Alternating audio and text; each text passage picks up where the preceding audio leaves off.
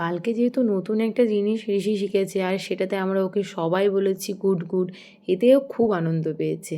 আজকে সকালে ঘুম থেকে উঠে আমাকে বলছে, মাম্মি তুই আমাকে গ্লাসে দুধ দিয়ে দে, আমি ঢক ঢক করে দেখ খেয়ে নেবো। আর সত্যি গ্লাসে দুধ দেওয়ার সঙ্গে সঙ্গেই ঢক ঢক করে খেয়ে নিল। যে দুধ খেতে প্রায় ওর 1 ঘন্টা লাগে সেটা 10 মিনিটে ফিনিশ। আজ সকাল থেকেই একরকম বৃষ্টি হয়েই যাচ্ছে, তাই এই যে ঘরের মধ্যেই তার অত্যাচার চলছে। কি আর করবে, বাইরে যেতে না পারলে তো ঘরেই এরকম অত্যাচার চলবে। আমাকেই আর কি তরবারি দিয়ে এই যে অ্যাটাক করা হচ্ছে। আমিও খেলছি, বৃষ্টি বলে ঘরে চলছে রান্না বান্না, আর ওইদিকে আমাদের দুজনের খেলাধুলা চলছে। লাঞ্চ করে ঘুম থেকে উঠেও দেখছি সেই একই অবস্থা, বাইরে পুরো অন্ধকার। আর এখন বাজছে এই যে দেখতেই পাচ্ছেন কটা, তার মধ্যে ঋষি আর তার পিসুমণি একসঙ্গে বসে খেলা করছে। সকাল থেকে আজকে ঋষি সেভাবে বাইরে বেরোতে পারেনি, খেলতেও পারছে না, তাই ঘরেই পিসুমণিকে নিয়ে খেলাধুলা চলছে, একবার ওপর একবার নিচ। সঙ্গে আমি আর ওর পাপাও রয়েছি, বেশ ভালো হচ্ছে। এরই মাঝে বলে উঠলো, মাম্মি তুমি আমাকে একটুখানি বক্সে জয় শ্রীরাম গানটা লাগিয়ে দাও, আমি একটুখানি ডান্স করব। ঠিকই আছে, বাইরে যেহেতু দৌড়াদৌড়ি করতে পারছে না, তা ঘরেই একটু নাচ টাচ করে টাইমটা পাস করুক। এরই মধ্যে ঠাকুরকে সন্ধ্যা দেওয়ার টাইমও হয়ে গেল, তাই ঘরটা পরিষ্কার করে আমি জানলাটা খুলে চলে গেছিলাম। বিকেলে ঘুম থেকে ওঠার পর তো বৃষ্টি, ভাবছিলাম যে হয়তো বৃষ্টির ছাটে হয়তো ভিজেই গেছে, কিন্তু না, বৃষ্টিটা ঠিক এদিকে হয়নি, তো তাই আর জলটা আসেনি। আবার কি ওপরে আসবে, তাই এখনই জানলাটাকে বন্ধ করে ঠাকুরকে সন্ধে দেখি একদম নিচে চলে যাব, গিয়ে আবার চাটা বানানো আছে, গিয়ে একটু চা খাবো।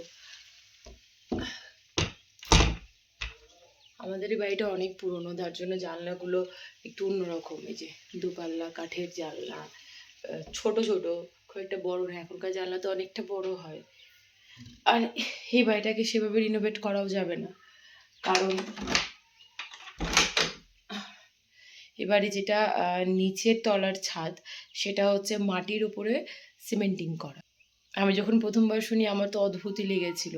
আর তার মধ্যে কারি দেওয়া আছে, কারিগুলোকে সুন্দর করে কালার করা বলে বোঝা যায় না। নিচের ঘরটাতে আমি আপনাদেরকে একবার দেখাবো, তাহলে বুঝতে পারবেন। বিমও দেওয়া রয়েছে, সঙ্গে কারিও রয়েছে, যার জন্য আর নতুন করে কিছু এখানে ইনোভেট করার ইচ্ছে নেই। শুধু ওই দিকটাতে একটু বড় করে রান্নাঘর, একটা ওয়াশরুম করব, সামনে একটা ছোট্ট করে বারান্দা, ব্যাস। গ্রামের বাড়িতে একটু গ্রাম্য ছোঁয়া না থাকলে কিন্তু ভালো লাগে না। যাই হোক, এবার চাই একটু ঠাকুরকে সন্ধে দেখিয়ে নিয়ে চা খেতে। আমি যেহেতু ঠাকুরকে সন্ধ্যা দেখাতে উপরে চলে এসেছিলাম, সে তার পাপাকে বলে গান লাগিয়ে দিয়ে ডান্স শুরু করে দিয়েছে। আমি তো এসে দেখছি এই যে ক্রোকোডাইল পোজে, তারপরে হামাগুড়ি পোজে, কী যে পোজ দিচ্ছে, এই পোজে ডান্স করা তার স্টার্ট হয়ে গেছে। আমার ঋষির ডান্স কেমন লাগছে অবশ্যই কিন্তু কমেন্ট করে জানাবেন। আর মাঝে মাঝে কিন্তু তার পিসুমণির সঙ্গে গল্পও চলছে। এইসব নিয়েই আজকের সন্ধ্যেটা কেটে যাচ্ছে আমাদের। এদিকে ঋষির ডান্স আপনারা দেখতে থাকুন, আর আমি চললাম এখন রান্নাঘরে গরম গরম 2 কাপ চা বানাবো বলে। এই বৃষ্টির দিনে একটু গরম গরম চা না খেলে মনটা শান্তিই পায় না। আর আমি তো ভীষণই চা প্রেমী, চা ছাড়া আমার চলেই না।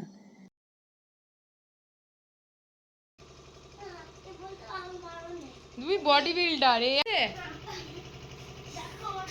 ওরে বাবা রে, থাক থাক, আর পাওয়ার দেখবো না, আর দেখবো না গো।